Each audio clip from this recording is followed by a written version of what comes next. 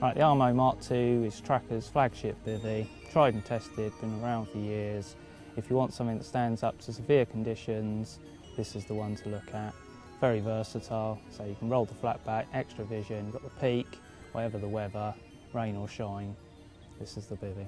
Highly recommended. It's easy enough to set up, two-man being the same principle. Open out the ground sheet fully, that gives you your template. Open up the bivvy right the way around the edge, which gives you your half moon shape, and then you've got a series of 3 poles that go through it. So all you need to do is pop the end straight in. You have 3 poles for each section, as I said, and 4 joins. Before you put the thing up, you need to make sure the front pole's in as well at this point. That just threads through the sleeves and locates onto the metal pins there at each end. Once they're in that area, all you need to do to give you a desired width is clip under the ground sheet, first on one side, and then pull onto tension onto the other side. That gives you your correct width for the bivvy.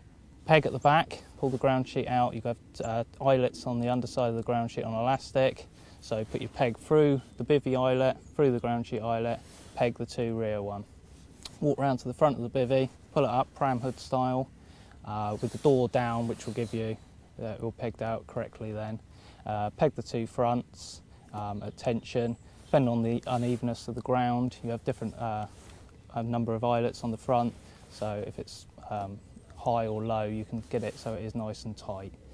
Once you've pegged the front, go back to the rear and peg from either side, left, right, all the way around the bivvy.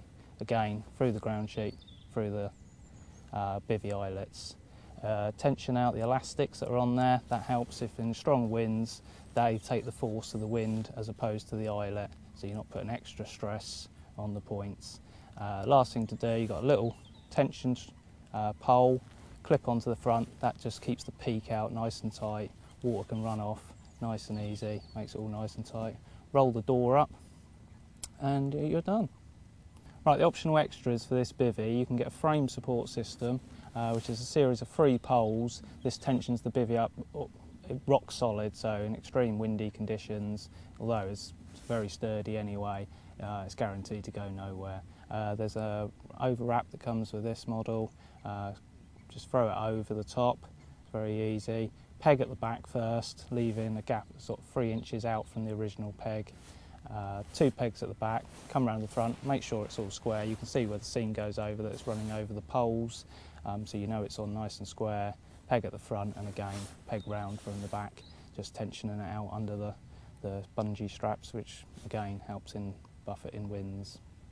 You've also got mozzie panels on the front of the bivvy and on the front of the wrap, so in the summer when it's nice and hot, you want a bit of ventilation, open them up, nice airflow into the bivvy. And you can also, if you want, with the frame support on, roll the flaps up on the side of the bivvy, give you extra vision, good view out into the lake, but still plenty of coverage from all the elements. Right, with the overwrap, you also get 2 little storm pole attachments. You don't have to use these, but if you want to make the bivvy even more rigid on the front, because if you've got it pegged tight, you're putting tension on there, all you need to do is clip them on. If you get yourself 2 quick sticks that Trakker do, 48-inch ones, there's a sleeve that the pole slides into, screw it up onto the storm pole attachment, tension it, it's nice and braced, no problem.